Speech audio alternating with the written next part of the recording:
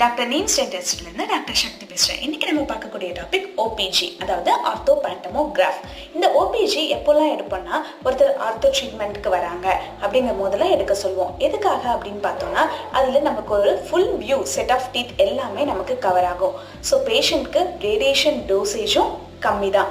அதே மாதிரி அவங்களோட ஈஸியாக அக்சசபிலிட்டி இருக்கும், அவங்களுக்கு பெருசாக டிஸ்கம்ஃபர்ட் இருக்காது.